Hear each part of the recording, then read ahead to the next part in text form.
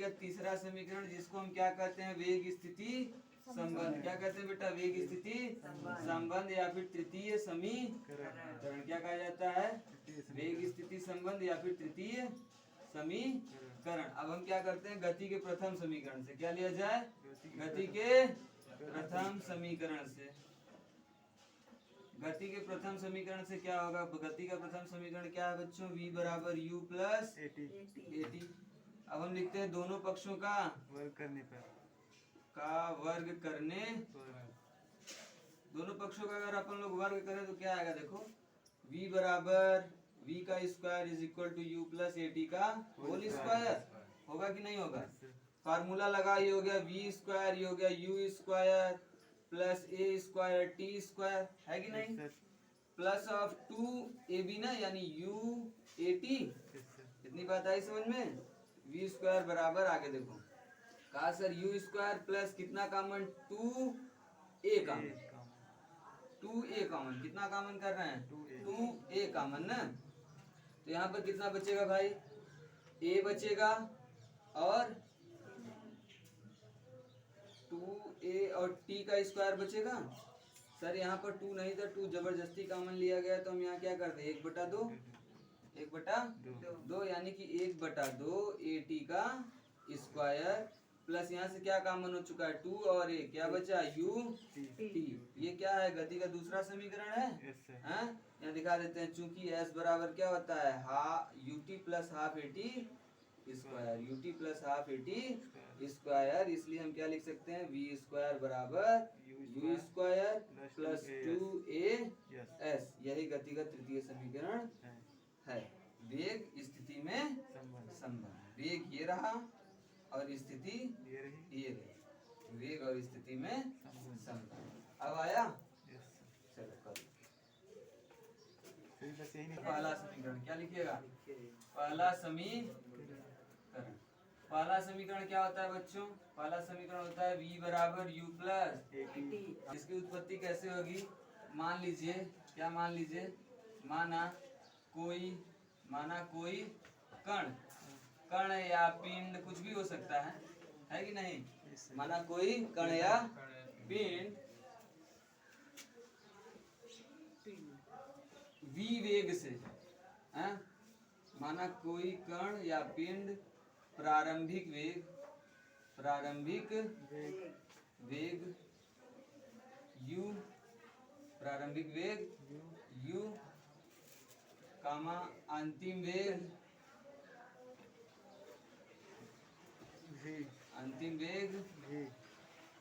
v t समय के लिए, कितने समय के लिए, t समय के लिए एक समान त्वरण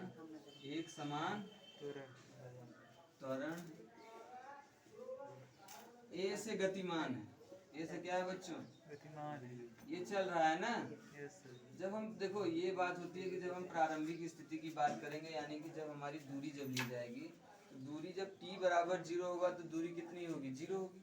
t बराबर 0 तो दूरी कितनी, 0। लेकिन प्रारंभिक वेग बोल रहा है, प्रारंभिक वेग कितना लेना है आपको, u लेना है। प्रारंभिक वेग कितना लेना है बच्चों, u लेना है। अंतिम वेग कितना लेना है, v लेना है। और समय कितना चाहिए अपन लोग को, t चाहिए। और त्वरण तो आपको पता ही है क्या है, a है। आपको पता है त्वरण की परिभाषा से, किससे बेटा, त्वरण की परिभाषा से। त्वरण की परिभाषा से क्या होगा, त्वरण की परिभाषा क्या कहती है, त्वरण की परिभाषा से कि सर वेग परिवर्तन की दर को त्वरण कहते हैं। वेग परिवर्तन की दर को क्या कहते हैं, त्वरण कहते हैं ना। क्या भाई, वेग परिवर्तन की दर, यानी वेग परिवर्तन हमने बताया था डी क्या बताएगा, परिवर्तन बताएगा।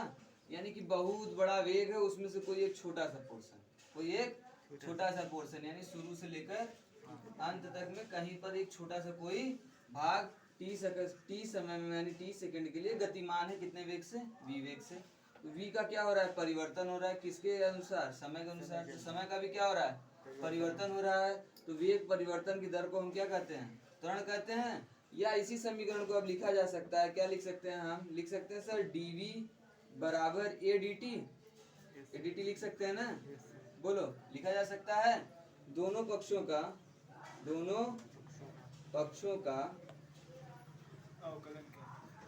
अवकलन करेंगे बेटा। समाकलन हमको डी हटाना है। क्या हटाना है?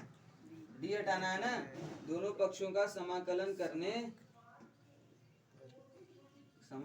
करने पर कलन विधि में दोनों लग सकता है, अवकलन भी हो सकता है और समाकलन। तो दोनों पक्षों का समाकलन करो। dv ना प्रारंभिक वेग कितना है? u है। अंतिम वेग कितना है बच्चों? शुरुआत की स्थिति और अंत की स्थिति, यानी शुरू से लेकर अंत तक जितना भी वेग है उसका हमने क्या कर दिया? समाकलन। समाकलन का अर्थ हमने बताया था क्षेत्रफल का योग, बताया था कि नहीं? आगे बढ़ते हैं। ये हो गया इंटीग्रेशन। अब देखो ए कैसा है? ए क्या है? त्वरण कैसा है बेटा? यहाँ पर आओ। त्वरण कैसा है? एक समान, यानी त्वरण परिवर्तनशील नहीं है। अगर त्वरण परिवर्तनशील नहीं है तो यहाँ लिखेंगे ए डी टी।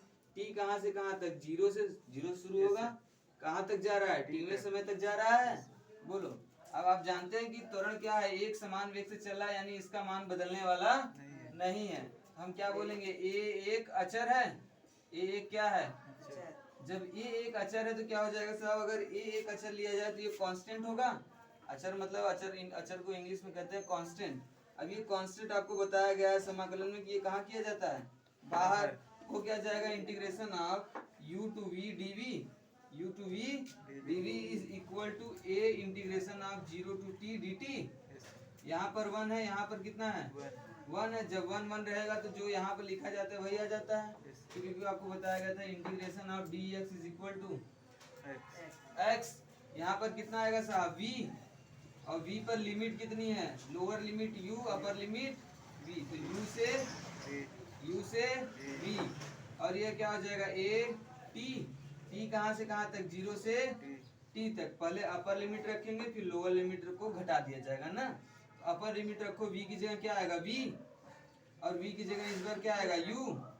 ये कितना? a। अच्छा, a का गुणा किसके साथ होगा? t minus 0। t माइनस गुणा कर दो v माइनस u बराबर a गुणे t a t।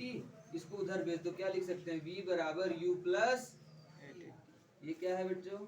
गति का पहला समीकरण। v बराबर u प्लस किस विधि द्वारा है? कलन विधि द्वारा। Okay, done. आया समझ में? तभी हम समाकलन